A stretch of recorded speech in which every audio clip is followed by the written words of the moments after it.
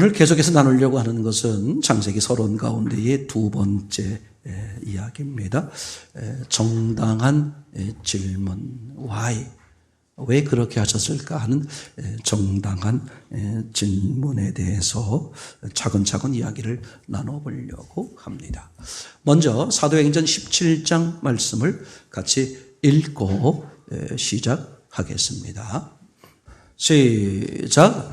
베레아 사람은 데살로니가에 있는 사람보다 더 신사적이어서 간절한 마음으로 말씀을 받고 이것이 그러한가 하여 날마다 성경을 상고함으로. 아멘. 아멘. 오늘 창세기 서론에서 두 번째 정당한 의문, 그래서 다른 말로 말하면 why, 왜 그러셨을까 생각을 이제 해보는 겁니다. 첫 번째 단락인데, 의문을 품는 것이 왜 신앙의 출발인가? 중요합니다. 시리즈로 지금 나누고 있는 것은 절대 어렵지 않게 쉬운 용어로 천천히 말씀을 드리려고 하니까 오늘 들으시고 다시 들으면서 여러분들을 완벽하게 기초를, 본질을 세우는 작업을 했으면 좋겠어요. 자, 우선 디모데전서 2장 4절 말씀을 한번 보겠습니다. 시작. 하나님은 모든 사람이 구원을 받으며 진리를 아는데 이르기를 원하시느니라. 아멘. 다시 보셔야 돼요. 시작. 하나님은 모든 사람이 구원을 받으며 진리를 아는데 이르기를 원하시느니라. 아멘. 하나님의 소원이 뭐냐? 모든 사람들이 구원을 받는 거야. 그리고 진리, 하나님의 뜻을 아는 거라고 그랬어요. 그러면 이거 보세요. 하나님은 모든 사람들이 구원받고 하나님의 진리를 알기를 원하는 게 소원이다. 그러면 하나님은 당연히 성경을 어떻게 기록했겠다? 쉽게 기록했겠다. 아멘. 그래야 모순이 없겠죠? 아니, 말씀은 그렇게 하시고 성경을 드립다 어렵게 기록해 놓으면 어떻게 돼요? 에이, 하나님은 거짓말쟁이야. 문제가 되잖아요. 그러니까 하나님의 소원이 뭐야? 모든 사람들이 성경을 알아보고 구원받을 수 있도록 그렇게 하셨다. 제가 가보진 않았지만 만약에 하나님 앞에 가게 되면 하나님, 나는 억울합니다. 나는 뭐 머리가 나빠가지고, 나는 뭐 조건이 이래서, 나는 뭐 어쩌고저쩌고 여러 가지로 그죠? 나름대로 변명을 댈 만할 것 같은데, 제 상상에는 절대 하나님 앞에 가면 너에게 하나님을 알아볼 수 있고 믿을 수 있는 수만 가지의 기회를 주었음에도 불구하고 그저 네가 알아보지 않은 그런 것을 보여줌으로써 어떤 사람도 억울하다, 그렇게 말할 사람은 없을 것 같다, 저는 생각을 해봅니다. 분명히 하나님은 모든 사람들이 구원받기를 원하니까 성경을 쉽게 써놨을 거예요. 자, 그래서 성경이 66권으로 되어 있습니다. 그래서 그 약속을 기대하면서 성경을 딱 펼치는 거예요. 그럼 어디서부터 펼쳐요? 당연히 창세기부터 펼쳐보겠죠. 그런데 딱 부딪히는 게 있죠. 성경 66권 가운데서 가장 믿기 어려운 이야기들이 어디 몰려있더라? 창세기에. 그것도 아예 처음부터 1절부터 1장부터 11장까지 가장 믿기 어려운 내용들이 기록되어 있는 것을 보게 되죠. 하나님이 세상을 창조하셨다, 뭐 이런 거 나오잖아요. 그죠? 뭐 홍수가 벌어졌는데, 아니 어떤 부분적인 홍수가 아니라 전 지구가 다 잠겼다. 그래서 겨우 살아나는 사람이 8명이더라. 뭐 이런 얘기죠. 그리고 또 어떤 사람은 무슨 일이 벌어졌어요? 죽음을 당하지 않고 하늘로 쑥 올라갔다.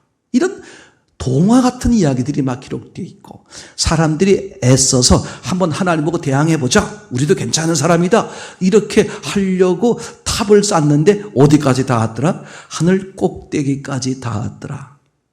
웬만하면 믿어주고 싶은데, 어느 정도래요? 어느 정도로 뻥을 쳐야 믿지? 도대체 이거는 기자 완전히 믿지 말라고 작정한 것처럼 기록이 되어 있어요. 설사 하나님이 이런 내용을 쓸 수밖에 없었다고 할지라도 제 생각 같았으면 요 창세기를 쓸 때, 그죠? 12장부터 50장까지 먼저 쓰고 그 다음에 51장부터 11장까지 쓰면 어때요? 일단 좀 쉬운 거 먼저. 아브라함이 있었는데 아브라함이 여호와 하나님 말씀이 부르니까 아멘하고 나아갑디다. 이렇게 해가지고 이제 결혼해서 애를 낳고 또 애가 애를 낳고 해서 뭐 창세기 요셉이 나오고 그런 다음에 사실 말이야. 이 창조가 어떻게 된 거냐 하면서 이제 창세기 1장을 기록하면 조금 우리가 좀 성경이 좀 재밌구나 그렇구나 하면서 믿음이 생기면서 나중에 큰 것도 확 믿을 것 같은데 그게 조금 좀 부족한 것 같으면 창세기 1장부터 11장까지를 요한계시록 바로 앞에다가 기록해 놓으면 어때요? 훨씬 더 믿음이 생긴 다음에 하나님은 뭐 이런 정도도 할 수 있지 하고 쉽게 믿을 것 같은데 어디다 써놨다고? 누구나 알 수 있게 모든 사람이 구원받도록 그렇게 써놓으셨다고? 그걸 신뢰하고 쫙 펼쳤는데 가장 믿기 어려운 내용들이 앞에 줄줄이 써 있는 거예요. 이게 놀랍습니다. 이것을 하나님을 믿지 않겠다고 내가 작정한 사람은 봐라. 이게 말이 돼? 지금 하나님이 모순이잖아.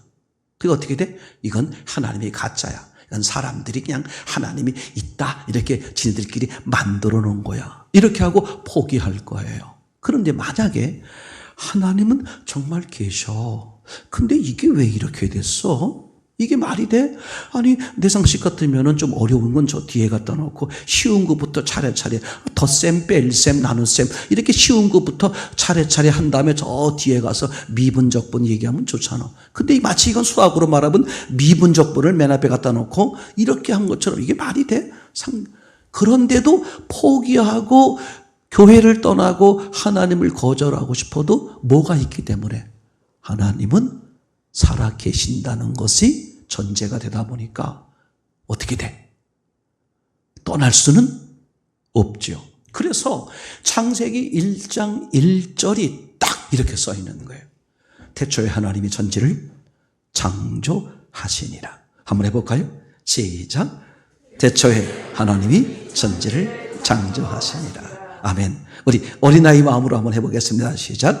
태초에 그죠? 하나님이 그죠? 하늘을 그 다음에 땅을 만드셨어요. 이런 얘기가 되는 거거든요. 자, 생각해 보세요. 근데 거기 아주 중요한 내용이 빠져 있죠. 태초에 하나님이 세상을 창조했대. 뭐가 빠져 있어요? 하나님이 살아 계시다는 것을 전제하고 있는 거죠. 맞습니까? 뭐가 빠졌어요? 하나님이 살아 계신다. 그러니까 성경을 보는 최소한의 자격은 뭐다? 하나님은 살아 계신다. 자, 이제 하나님이 없다는 상태에서 창세기 1장부터 11장까지 봤을 때와 하나님은 계신다는 걸 전제해서 1장과 11장까지 봤을 때 반응이 달라져요. 금방 말씀드린 것처럼 하나님이 있는지도 없는지도 몰라. 그런 사람한테 어떻게 돼? 성경이 쉽게 써 있다 그래서 들여다 보니까 어떻게 돼? 믿을 수 없는 것만 기록돼 있어. 아이고 가짜구만. 내가 또 혹했네. 속았어. 에이 하나님은 없어. 하고 어떻게 돼? 쉽게 떠나버릴 수 있어요. 그런데 하나님이 있다는 걸 전제한 사람이 1장부터 11장 봤을 때는 뭐가 보일까요? 이게 말이 안 돼. 도저히 믿기가 어려워. 하고 돌아서서 떠나려고 하는데 뭐가 있어? 하나님이 계신 건 확실해. 그럼 뭐가 생길까? 의문이 생겨. 아니, 하나님이 계신데, 아니, 모든 사람들이 구원받길 원하신다며?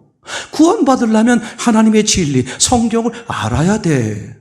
그럼 하나님은 성경을 어떻게 썼겠어요? 모든 사람들이 알아볼 수 있도록. 그래서 하나님의 소원대로 다 구원받을 수 있도록 써 있다는 말이야. 제 말로 말하면 성경은 쉽게 써 있다. 이런 얘기거든요. 그래서 그걸 믿고 쳐다봤는데 어떻게 돼요?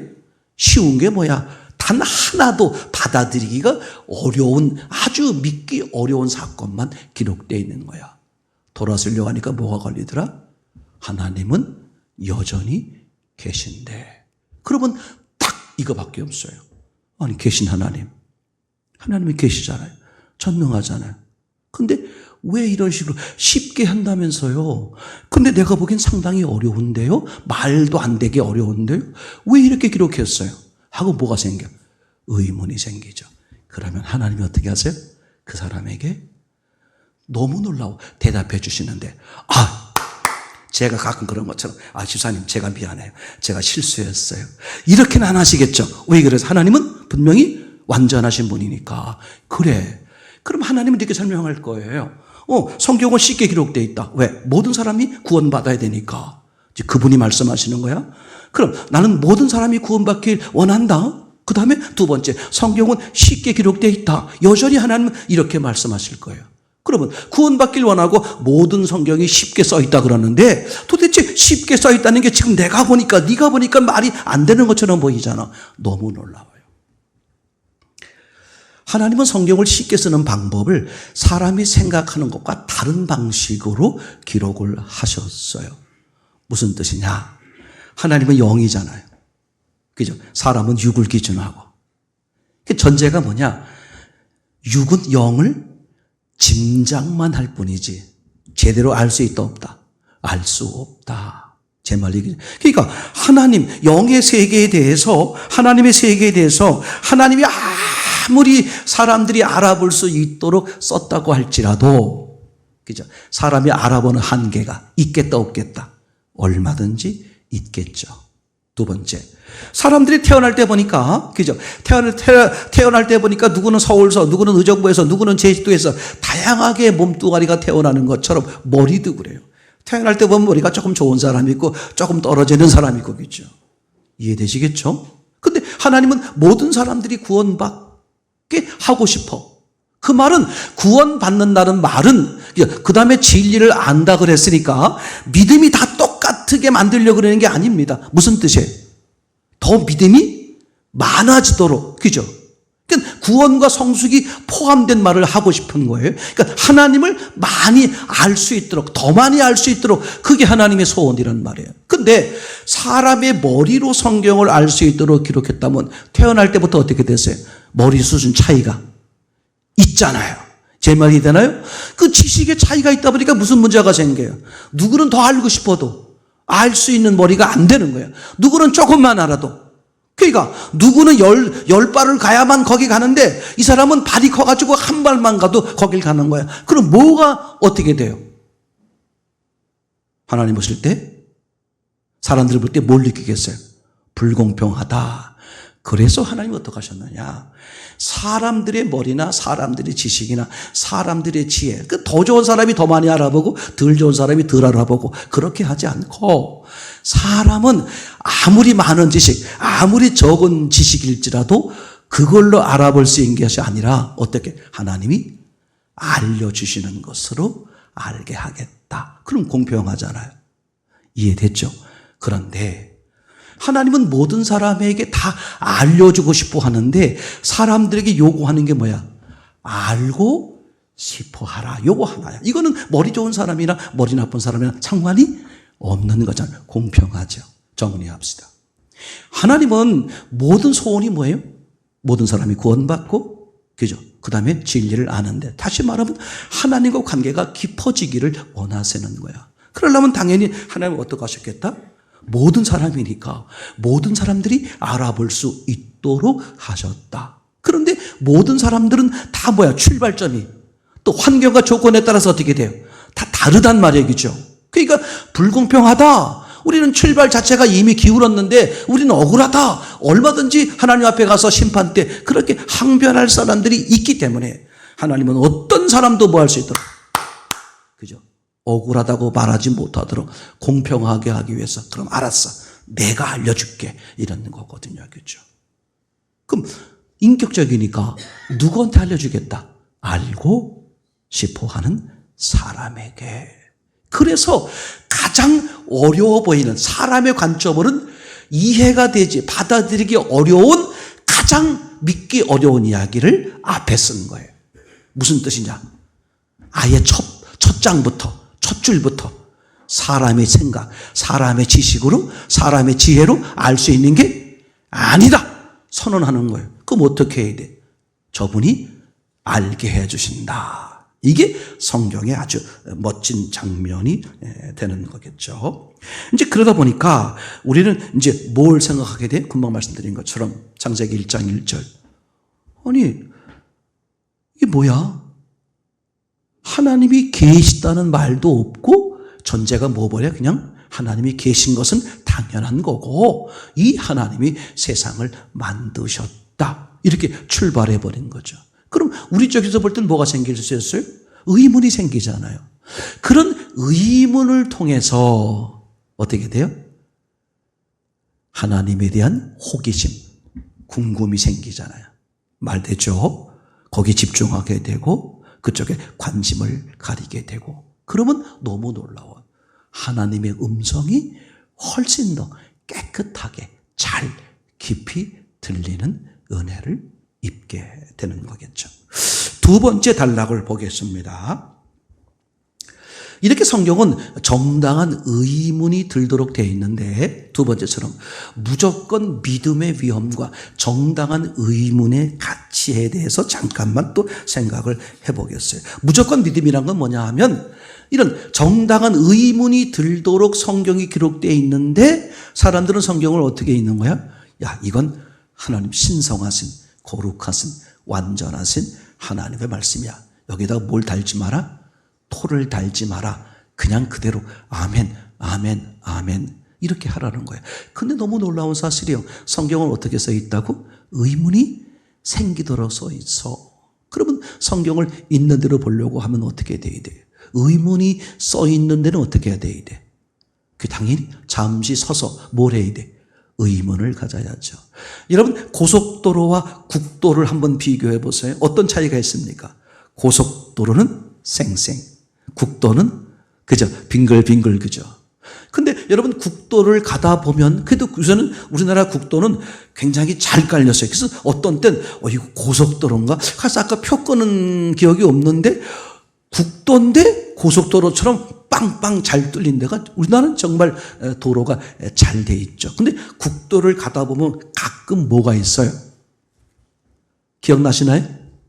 커브길이라든지 또는 뭐 학교가 있다든지 마을이 있다든지 그럼 뭐가 나타나요? 둔덕. 맞습니까? 그럼 차가 이제 50km, 60km, 70km, 80km 달리다가 그 둔덕이 나타나면 어떻게 돼야 돼요? 속도를 늦추어야 되죠. 그죠? 그거 안 하고요. 그냥 그대로 그냥 내가 가오가 있지 하면서 또 속도를 줄이지 않고 그대로 쭉 가면 어떻게 돼요? 사고가 나거나 그죠? 위험하죠. 자, 이거 보세요. 어떤 도로는 그냥 쭉 나가면 돼. 근데 가끔씩 둔덕이 나타나면 어떻게 돼야 돼? 멈춰야 돼. 그러면 보세요. 만약에 주변 환경을 좀 유심히 볼 수 있다면 어느 위치에 있을 때 쌩쌩 달릴 때 둔덕이 있어서 천천히 갈 수밖에 없는 상황일 때 둔덕이 있을 때죠. 그게 하나님은요. 정말 중요하다, 중요한 걸 말하고 싶다. 그럴 때 마치 길에 뭐가 있는 것처럼, 둔덕이 있는 것처럼 의문이 생기도록 기록해 놓으셨어요. 그럼 어떻게 해야 돼, 우리는? 둔덕이 있는데 그냥 가면 사고 납니다. 어떻게 해야 돼? 도로가 만들어진 대로, 성경을 쓴 대로 봐야 되니까. 둔덕이 있는 의문점이 생기는 곳에선 잠시 멈추는 거예요. 그렇죠? 하나님이 왜 이렇게 하셨을까? 제 말이 되겠죠. 내가 관심을 가질 때 너무 놀라워요. 보다 더 하나님이 그걸 통해서 말하고 싶은 것들이 어떻게 된다? 보여지게 되는 것을 우리가 경험하게 되겠죠. 그래서 의문을 갖지 않고 그냥 그 둔덕을 그냥 지나가면 어떻게 돼요? 사고 나는 거예요. 그러면 하나님의 의도를 발견하지 못하게 되겠죠. 또는 그냥 무조건 믿어 이렇게 해가지고 하다 보면 뭐예요? 자기 생각 이런 거에 빠져버리는 거예요. 그러면 얼마든지 성경이 잘못된 그런 방향으로 흘러갈 수가 있다. 이해되겠죠?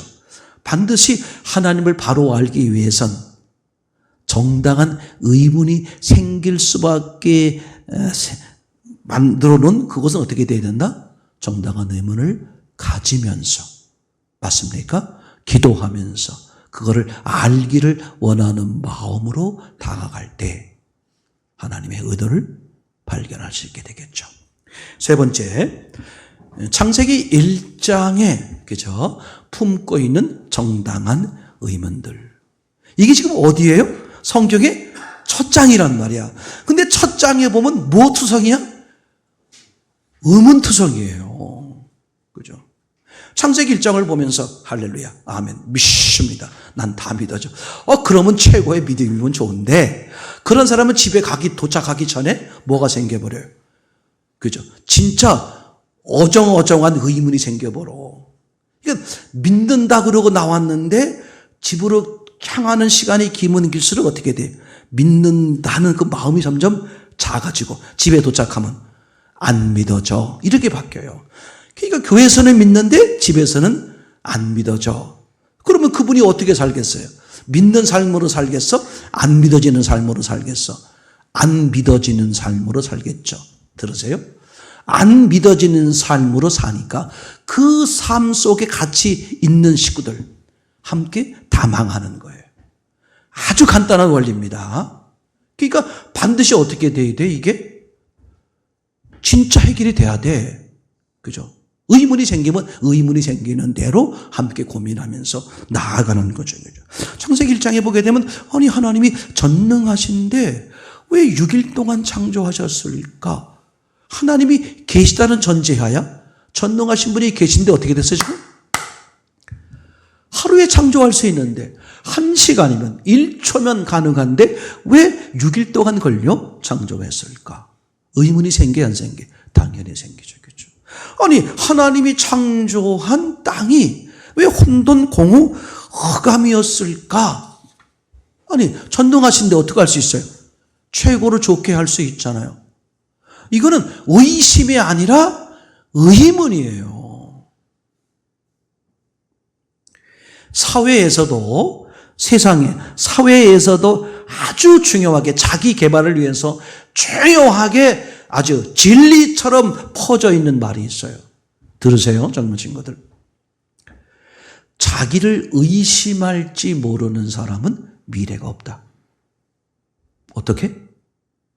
자기를 의심. 나도 틀릴 수 있다. 그러니까 내가 가지고 있는 주장이나 생각이 나도 틀릴 수 있다. 저도 그래요, 지금까지. 제가 주장하는 거, 성경도 그래요. 제가 성경을 여러분께 주장할 때 목사님은 언제나 저렇게 말해 라고 하는 걸 제가 들어본 적도 있어요. 그래서 상관없어요. 저는 오늘까지도 이게 맞다고 보는 거예요. 근데 만약에 내일 가서 아니면 전 버려요. 그러니까 오늘까지 내가 봤을 때 내 주장 이게 맞는다. 근데 항상 뭐다? 나도 틀릴 수 있다. 왜냐하면 성경과 내가 성경을 본 것은 다를 수 있잖아요. 율법사가 그랬던 것처럼 무엇이라고 기록되었으며 어떻게 읽느냐. 즉 기록된 것과 읽는 것에 차이가 있을 수 있다. 그러면 율법사가 그랬다면 저도 그럴 수 있다. 그러니까 오늘 제가 말씀을 드리는 것은 오늘까지의 주장이에요. 내일 가서 모순이 발견되면 이거 다음 주에 가서 이거 아닙니다. 그렇게 할 수밖에 없어요. 아주 중요한 겁니다. 그러니까 자기를 의심해야, 자기를 의심할 줄 알아야 그 사람은 뭐 할 수 있다. 현재 그 위치에서 더 높은 단계, 더 깊은 단계로 나아갈 수 있어요. 근데 발전하지 못하는 사람의 공통점이 뭐야? 자기 고집에, 자기 주장에 그냥 빠져서 그 사람은 주변 사람 다 떠나요. 발전 못합니다. 이게 아무것도 아닌 게 아닌 거거든요. 그렇죠? 그리고 성경은 일부러 하나님이 어떻게 써놨어요? 그죠? 하나님 말씀은 틀린 것이 없음에도 불구하고 사람의 눈으로 봤을 때 마치 틀린 것처럼 그렇게 보여지는 부분들이 곳곳에 있더라. 전능하신 분이 사람이 살 땅을 만드는데 어떻게 만들었어? 최고로 좋게 만들지 않고, 그죠? 일단 느낌으로 봤을 때 좋아 보이지 않는 모습으로 만들었다.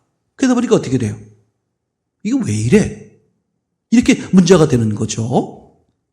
그러니까 하나님은 우리가 뭘 해야 돼? 분명히 의도가 있을 것이다 하고 여쭙는 거야. 왜 이렇게 하셨죠? 하고 나아가는 거겠죠. 그죠? 그렇게 할 때 우리는 뭘 할 수 있습니까? 이렇게 의문이 생기도록 기록함으로써, 그죠? 말씀에 대한 더 호기심, 맞습니까? 관심, 그죠? 그러면 집중해야 되죠. 그러면 너무 놀라워요. 하나님이 왜 그렇게 하셨는지를 알게 하여 내 믿음이 더 어떻게 돼? 굳건해지고 하나님이 더 알아지고 놀라운 결과를 가져오게 되겠죠. 네 번째, 설계도 시각으로 성경을 본다는 것이 어떤 의미가 있느냐. 지금 말씀드린 것처럼 이런 거예요.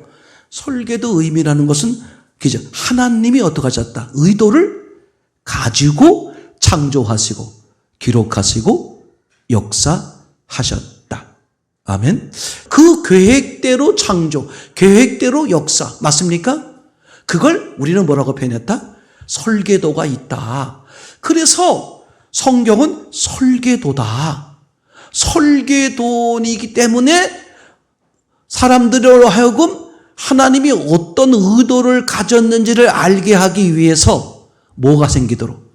의문이 생기도록 성경을 기록했다. 아멘. 그러니까 놀라워요. 의문을 보는 게 왜 중요하냐? 뭘 발견하는 거다? 설계도, 하나님의 의도를. 그러면 어떻게 돼? 이래서 이셨구나. 알아지고 믿어지고 그분과의 관계가 상상 못하게 깊어지는 거겠죠. 다섯 번째, 기다리심의 원리와 속내를 드러나게 하시는 하나님. 한마디로 이런 거예요. 간단해요. 에베소서 1장 4절 이하에 보게 되면 하나님이 뭐 하셨다? 창조 이전에 이미 계획을 하셨습니다. 아멘. 그리고 예수 그리스도를 통해서 어떻게 완전하게 다 이루셨어요. 맞습니까? 그러면 그 계획하신 것을 무엇의 마음으로? 성경에 써 있어요. 사랑으로 이렇게 하셨어요. 아멘. 계획을 뭘로 하셨다고요? 사랑으로. 그리고 그 계획을, 하나님이 기뻐하는 계획을 온전히 이루기 위해서 예수 그리스도가 희생되죠. 아멘. 그러면 예수 그리스도는 왜 희생했을까? 어떤 마음으로? 사랑으로겠죠. 우리를 구원하기 위해서 사랑으로. 아멘. 그 다음에 첫 사건, 하나님을 떠나 하나님 앞에서 완전히 버림받은 모습의 가인 사건. 가인이 죽게 생기니까 하나님 어떻게? 지켜주세요. 그죠? 그때 하나님이 왜 지켜주신 걸까? 사람들이 죽이지 못하도록 왜 지켜주신 것일까? 뭐겠습니까? 살아있는 동안 하나님께 돌아올 수 있는 뭘 주기 위해서? 기회를 주기 위해서. 바탕은 뭐죠? 사랑으로. 반드시 기억하세요. 우리가 태어남의 정도가 다 달라. 그죠? 사는 방식, 사는 환경 다 달라요. 누구는 좋고 누구는 나쁘고 다양할 수 있어요. 그러나 하나님의 관점에서 어떤 누구도 환경 때문에, 조건 때문에, 상황 때문에 하나님을 알지 못하고 하나님 만나지 못하고 하나님의 은혜를 입지 못하도록 단 한 사람도 그렇게 제외된 사람은 없습니다. 나는 그 하나님을 신뢰하는 거예요. 그렇기 때문에 어떤 환경이 있을지라도 그 자리에서 어떻게? 하나님을 봐라. 한 가지 요 팁은 있어요. 골이 깊을수록 산이 높아. 하나님은 당신을 어쩌면 이 땅에서 그런 아픔과 그런 슬픔과 그 깊은 어려움을 통해서 하나님이 쓰시고자 하는 그런 자리에 올려놓기 위해 그렇게 하는 것인지도 모른다. 그죠? 분명한 사실은 하나님은 다 어떤 마음으로 하신다? 사랑으로. 그래서 어떤 자리에 있든 간에 상대가 잘못됐던 환경이 문제이든 내가 다시는 돌이킬 수 없는 악한 짓을 했더라도 누구처럼? 가인처럼 어떻게? 그 자리에서 하나님을 쳐다보면 회복된다. 아멘. 이게 얼마나 놀라운 사실인지 모르는 거죠. 여섯 번째 이야기를 해볼게요. 그 출애굽기에 보면 참 이상한 장면이 나오는 거거든요. 돌판이 2번 등장한단 말이에요. 이게 정말 놀라운 사건이에요. 그죠? 성경에 돌판을 한 번 돌판을 만들어가지고 하나님이 쓰셔서 모세를 줬는데 모세가 내려가다 어떻게 화가 나니까 뭘 깨뜨려버려? 네, 하나님이 만들어서 써주신 돌판을 깨뜨려버려요. 근데 너무 또 이상한 건 하나님이 화를 안 내. 뭐 때문에? 하나님이 주신 돌판을 깨뜨렸다고 이런지야 말도 안 해. 모세야, 다시 올라와. 예. 근데 내가 지난번에 준 돌판이 있지? 그 정도 사이즈로 네가 직접 만들어 와. 그럼 내가 거기다가 글을 써줄게. 이런 내용이에요. 근데 이거 보세요. 돌판이 뭐냐면 계명입니다. 계명이 뭐냐면 약속이에요. 누구와 누구? 하나님과 사람 간의 약속이죠. 그러니까 하나님의 소원은 뭐야? 사람과 뭐 하는 거야? 관계하고 싶은 거야. 계명이 뭐야? 하나님과의 관계에 대한 내용이거든요. 근데 첫 번째 그 돌판 계명은 어떻게 되어 있느냐? 글도 하나님이 쓰시고 돌도 하나님이 만드신 거야. 근데 그건 깨졌어요. 그래서 다시 만들어 오라 그러는데 이번엔 모세 네가 만들어 와. 그래서 모세가 돌판 2개를 만들어서 갔더니 하나님이 거기다 글씨를 써줬어요. 성경에 보면 그 두 번째 돌판은 영원히 깨어지지 않는 모습으로 어디 사라졌는지 모르지만 하여튼 깨졌다는 것이 없는 거죠. 그럼 이런 뜻이 돼버리는 거예요. 그 돌판 계명은 하나님과 사람과의 관계의 문제인데 첫 번째 돌판은 깨졌어. 근데 두 번째 돌판은 안 깨졌다. 우리에게 뭘 말하는가? 정당한 의문이 생기는 거죠. 이런 거예요. 하나님과 사람과의 관계는 글도 하나님이, 돌도 하나님이 일방적으로 맺은 관계는 어떻게 된다? 반드시 깨어진다. 두 번째, 그래서 이제 이번엔 돌을 누가 만들어 봤어? 모세. 사람으로 대표되는 모세가. 그리고 하나님이 거기다가 글을 썼어요. 즉 사람과 하나님이 하나님 여기다가 이 돌에다가 하나님의 글을 써주세요. 이렇게 된 거란 말이에요. 그러니까 하나님과 사람이 인격적으로 뭐가 된 거야? 관계를 맺은 거죠. 그건 어떻다? 안 깨진다. 그러니까 하나님이 지금 사람들에게 그 설명을 하고 싶은 이야기가 되겠죠. 아멘. 자, 다음 7번째 이야기입니다. 그래서 성경 전체에 흐르는 패턴이 있는데 이렇게 되어 있어요. 그걸 제가 빛 A, 빛 B라고 말하곤 합니다. 이게 너무 이상한 거예요. 창세기 1장에 하나님이 빛을 만드는데, 그죠? 빛을 똑같은 빛을 2번 만드는 거예요. 아니, 목사님, 똑같은 빛인지 어떻게 알아요? 첫 번째 빛은 그냥 의미만 그렇고, 두 번째 빛이 진짜 빛 아니에요? 그렇게 말할 수 있어요. 근데 첫 번째 빛도 어떻다? 두 번째 빛처럼 똑같은 빛이야. 어떻게 알 수 있느냐? 셋째 날 식물 때문에 그래요. 식물이 딱 만들어졌을 때 빛이 없으면 죽죠. 근데 첫째 날 있었던 빛 때문에 어떻게 돼? 식물이 살아남았잖아요. 그리고 두 번째 빛이 비춰졌는데 지금까지 그 식물이 살아있으니까 빛 A나 빛 B는 성질이 어떻다? 똑같다 이거죠. 그럼 문제는 똑같은 걸 왜 2번 만드셨을까? 뭐가 들어야 돼? 정당한 의문이죠.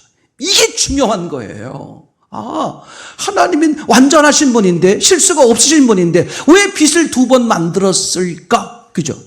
일부러 빛이 2번 필요했기 때문에 뭔가를 설명하기 위해서 하나님의 뜻을 말하기 위해서 일부러 그렇게 창조하신 거죠. 그러니까 창조도 설계도대로 사람들에게 하나님의 뜻을 알게 하기 위해서 하나님이 의도적으로 창조를 그렇게 하는 거예요. 성경 기록도 왜 이렇게 기록하셨을까? 하나님이 그죠? 사람들에게 하나님의 의도를 알게 하기 위해서 일부러 그렇게 기록하는 거예요. 맞습니까? 그러니까 성경은 인류 역사에 있었던 모든 일들을 기록하는 게 아니라 하나님이 사람에게 목적을 이루기 위한, 즉 사람을 구원하는 것이요, 사람을 알게 하는 것이요, 그 목적에 따라서 필요한 사건들은 어떻게 골라서 기록하는 것이다. 아멘. 실제 벌어졌던 사건조차도 하나님은 어떻게 돼? 목적에 따라서 비틀어서 다르게 기록하는 거예요. 이게 너무 놀라운 사건입니다. 그러니까 분명히 성경을 보게 되면 그죠? 그 중풍병자를 친구들이 데리고 오는데 어떻게 돼? 지붕을 뜯어서 내려왔다 이렇게 써 있어요. 근데 마태복음에는 지붕을 뜯어왔다는 말이 없어. 그냥 데리고 왔대. 제 말이 되나요? 하나님은 목적에 따라서 얼마든 사건도 축소할 수 있고 확대할 수 있고 다르게 말할 수 있다. 중요한 건 왜 이렇게 말씀하셨느냐를 우리가 보는 거잖아요. 그죠? 그러니까 지금 빚 A, 빚 B 같은 것도 왜 빚을 두고 만들었을까? 그죠? 자, 그럼 이제 빚 A와 빚 B의 본질적인 차이점이 뭐냐? 빚 A는 우주 밖에서 비치는 거예요. 어디를? 땅에 뭘 해결하기 위해서? 어두움을 해결하기 위해서. 이런 뜻이에요. 곧 이 땅으로 사람을 만드니까 사람은 어둠이라는 거죠. 그죠? 한마디로 말하면 죽은 자라는 거예요. 시체라는 거예요. 죄인이라는 거예요. 혼자 살 수 없다는 거죠. 불행할 수밖에 없다는 거죠. 그래서 빛이 비추는 거야. 그러니까 이 어둠은 뭐가 필요하다? 빛이 필요하다. 어둠, 흙으로 만들어진 사람은 누가 필요하다? 하나님이 필요하다. 그 얘기를 지금 기자 이 사건, 이 창조를 통해 말하려고 그러는 거예요. 우주 바깥에서 빛을 비춥니다. 빛을 비추는데 어떻게 돼? 이 땅이 그죠? 쭉 비춤을 받잖아요. 비춤을 받을 때는 문제가 없는데 어떻게 땅이 돌아버리면 빛을 받지 못하는 문제가 생기잖아요. 그러니까 하나님과 사람이 관계를 하고 싶어도 늘 누구 문제 때문에? 사람 문제 때문에 온전한 관계를 이루지 못하고 온전한 은혜를 이루지 못한다는 것이 지금 세상이에요. 하나님이 은혜가 없기 때문에 하나님이 나를 몰라보기 때문에 은혜를 주시지 않는 것이 아니라 늘 하나님은 최고의 것을 주시려고 하시는데 내가 마음이 이랬다 저랬다 그분을 떠났다 어떻게 했다 그래서 문제가 생기는 거란 말이죠. 그래서 하나님이 어떻게 하시느냐? 똑같은 빛이신데 빛을 한 번 더 만드는 방식으로 하셨어요. 근데 그 두 번째 만든 빛은 그죠? 낮은 태양이, 밤은 별과 달이. 이해되겠죠? 그러니까 그 지구가 맨날 돌아도 무슨 문제가 생겨요? 낮에는 강한 빛이, 밤에는 어떻게 돼요? 약하지만 빛이 있는 것이죠. 즉 하나님이 땅의 어두움을 즉 땅으로 만들어진 사람의 문제를 완전히 해결하기 위해서 밖에서 비추시던 그 하나님의 빛이 즉 밖에서 역사하시던 하나님이 어떻게 하겠다? 우주 안에 사람 안에 들어와서 어떻게 하겠다? 늘 24시간 빛이 있도록 하겠다. 아멘. 자, 사람 안에 들어오셔도 그 사람은 지구, 그죠? 계속 돌아야 안 돌아요? 돈단 말이에요. 사람 어떻게 돼? 아침에는 요랬다가, 저녁에는 요랬다가. 이해되시죠? 그럼에도 하나님 쪽을 안 쳐다보고 지가 주인 노릇하는 상황이 벌어져도 최소한 뭐가 있더라? 어둠 속 별과 달, 즉 약한 최소한의 빛이 있더라. 그것으로서 지구의 사람의 어둠의 문제를 완전히 해결하는 방식으로 하나님이 지금 역사하시고 기록하시고 창조하셨다. 아멘. 자, 그러면 결론. 어떤 사람도 처음엔 어떻게? 빛 A야. 바깥에서 하나님이 역사하는 거예요. 알았다 몰랐다가 하나님만 볼게요 했다가 또 이랬다가 그죠? 그래서 이제 그 하나님이 알아지고 은혜가 알아지고 깊어지다 보니까 이제 어떻게 돼? 저분을 나의 주인으로 받아들여 빛 B가 되는 거죠. 아멘. 이게 하나님이 가지고 계신 전체 패턴인 것을 우리에게 분명히 알 수 있죠. 자, 마지막 8번째. 이렇게 이 정당한 의문이 우리에게 가르쳐 주는 것이 뭐냐?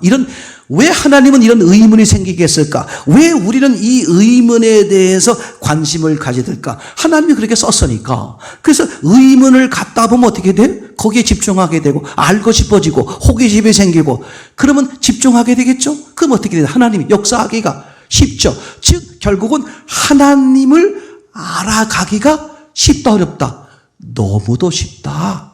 즉 정당한 의문을 통해서 가르쳐주는 것. 우리는 하나님을 더욱 알아가게 되는 것이다. 결론의 말은 이렇습니다.